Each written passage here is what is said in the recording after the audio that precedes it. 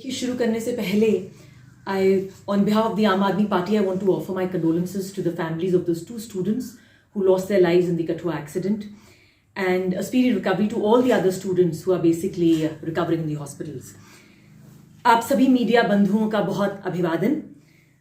कल सरकार ने अमृतकाल के बजट को प्रस्तुत किया और आप आम आदमी पार्टी को पूरा यकीन है कि यह बजट भविष्य काल में देश को अंधेरे की ओर लेके जाएगा। इसमें ना तो कोई विजन है, ना ही कोई अमृत है, और आम आदमी पार्टी का यही नारा है कि इस बजट को लेके हम 4 पंक्तियों में कुछ कहेंगे। नंबर 1, ना किसान, ना जवान, ना नौजवान, बजट में किसी के लिए नहीं कोई प्रावधान। अमृत काल में अमृत के लिए तरस रहा आम इंसान, पूंजीपतियों की लूट हुई आसान। इन सत्ताधारियों को, इस सरकार को सद्बुद्धि दे भगवान।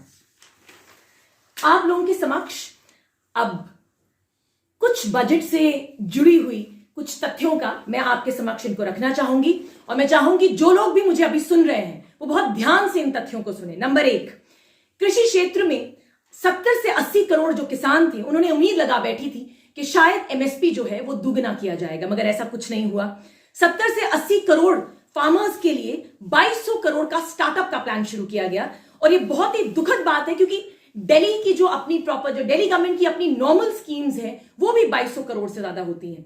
दूसरी बात, इसी कृषि क्षेत्र में को लेके किसी भी किसान के लिए कोई भी जो है सब्सिडी जो है फर्टिलाइजर्स को लेके नहीं आई। दूसरा पॉइंट, सेना के जवान जो देश की सुरक्षा करते हैं उनके लिए भी कोई बड़ी घोषणा नहीं हुई। रक्षा बजट में कोई भी बड़ी आयोजना का उन्होंने स्पेसिफिकेशन नहीं दिया। नंबर 3, नौजवानों के लिए बेरोजगारी एक बहुत बड़ी प्रॉब्लम बनी हुई है। हिंदुस्तान में अनएम्प्लॉयमेंट रेट जो है 8.3% है। 2 करोड़ नौकरियों के लिए इस बजट में कोई भी घोषणा नहीं की गई।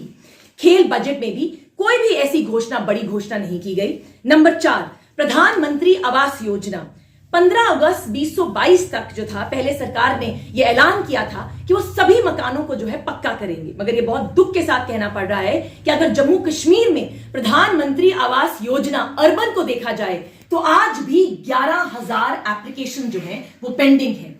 तो उस पे जो है सरकार की जवाबदेही बनती है। 5वां पॉइंट इस बजट को लेके, ये बजट जो है देश को कर्जे में डूबेगा। कैसे? 53 लाख करोड़ जो है कर्जा जो था, ये टोटल था 2014 तक। अब इस बजट के आने से उन्होंने 1.5 लाख करोड़ का जो कर्जा है इस बजट में जोड़ दिया। अब जो टोटल कर्जा सरकार के ऊपर है वो है 1.66 लाख करोड़। तो अगर मैं मोटे मोटे शब्दों में और अंकों में आपको बताऊं तो वो ये बात है कि 45 लाख करोड़ का जो बजट है ये टोटल है, और उसमें 15 लाख करोड़ जो है वो सिर्फ कर्जा है। छठा पॉइंट, सरकार ने इंक्लूसिव ग्रोथ की बात करी है। इसमें कोई भी इंक्लूसिव ग्रोथ नहीं है, सिर्फ जुमलेबाजी है, सिर्फ बातें हैं, चाहे वो अच्छे दिन की हो, बुलेट ट्रेनों की हो। कोई भी नया हॉस्पिटल जो है उसका ऐलान नहीं किया गया। No massive spending in the field of education. National education policy के तहत जीडीपी का 6% जो है उन्होंने एजुकेशन के लिए खर्चना होता है, मगर इस बजट में उसकी कोई भी बात की नहीं गई, बल्कि 2.2% से घटाकर 1.98% जो है हेल्थ का बजट घटा दिया गया, और 2.64% से लेके 2.5% तक उन्होंने रिड्यूस कर दिया वो पैसा जो एजुकेशन सेक्टर में लगाया जाए। का वो 8.3% है, और अर्बन एरियाज में यही अनएम्प्लॉयमेंट रेट जो है 10% है। सरकार इस अनएम्प्लॉयमेंट को कैसे सॉर्ट आउट करेगी, इसके बारे में सरकार ने बजट में कुछ भी नहीं कहा है। जहां तक सरकार ने ऐलान किया है कि 50 एयरपोर्ट जो है वो नए लाए जाएंगे, मगर सरकार के पास अनएम्प्लॉयमेंट को टैकल करने का कोई भी जो है एक ग्रैंड विजन नहीं है। सबसे बड़ी बात, 35 रुपए जो है रोज की काफी लोगों की कमाई है। ऐसे लोग इस बजट की तरफ देख रहे थे इंक्लूसिविटी के लिए, वो चाहते थे कि उनको भी इंक्लूड किया जाए, मगर कोई भी इंक्लूसिव एटीट्यूड सरकार ने इनके लिए नहीं रखा। ये इंक्लूसिव बजट है रिच लोगों के लिए, पूंजीपतियों के लिए। 21 अरबपति जो है हिंदुस्तान में, उनकी जो टोटल इनकम है वो अगर मैं इक्वल करूं वो 70 करोड़ भारतीयों के पास है, उनकी टोटल इनकम हम कंपेयर करें।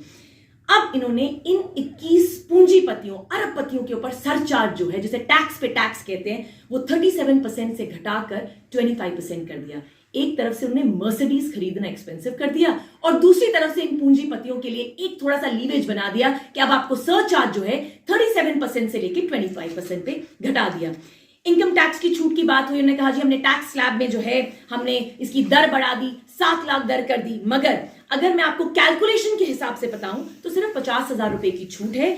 4% लोग हिंदुस्तान में टैक्स देते हैं और उसी कैलकुलेशन के तहत 4% में सिर्फ 10% लोग ऐसे हैं जो इस पॉलिसी का जो बेनिफिट उठाएंगे। सो अगर मैं मोटे मोटे आंकड़ों में कहूं तो सिर्फ 0.4% लोगों को फायदा होगा।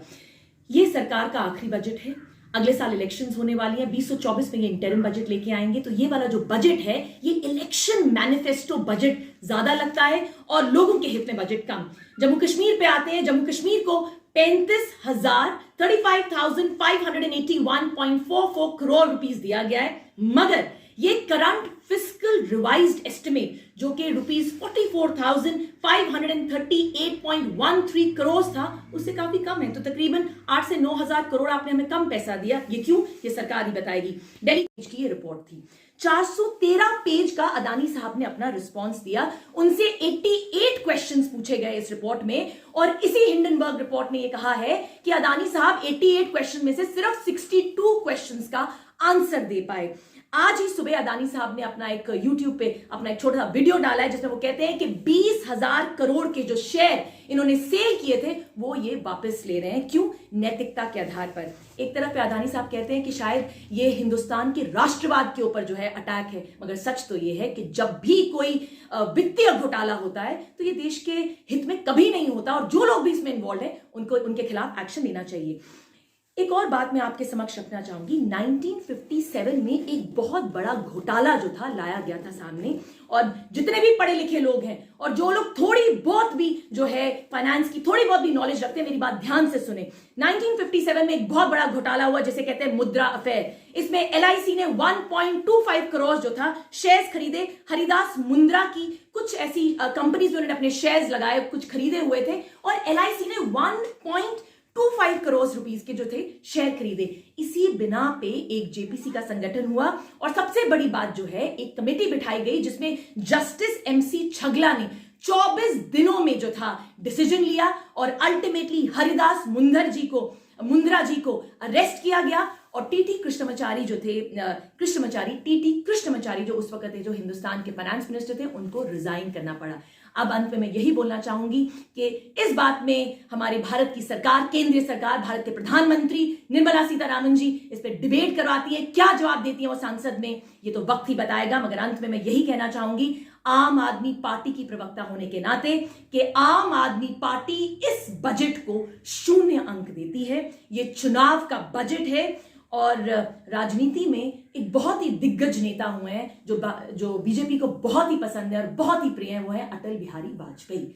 अटल बिहारी वाजपेयी ने कुछ साल पहले कहा था, मैं उनको कोट कर रही हूं, उन्होंने कहा था कि राजनीति बहुत ही खतरनाक स्थिति की ओर जा रही है, जनतंत्र धनतंत्र में बदल रहा है और ये सच करार इनकी इन शब्दों को जो है कहीं ना कहीं केंद्र सरकार ने अब सच्चाई में बदल दिया है। तो इसीलिए आज की प्रेस वार्ता को मैं यही खत्म करती हूं, यही कहते हुए कि आम आदमी पार्टी इस बजट को जो है एकदम 0 अंक देगी और सरकार को बोलेगी पहले आप हिंडनबर्ग रिपोर्ट पे जो है संसद में जो आप पहले इस पे चर्चा करवाएं और अदानी साहब जवाब दें और अगर बनता है तो निर्मला सीतारामन जो है इस पे अपना रेजिग्नेशन सौंपे। धन्यवाद। जय हिंद, जय भारत।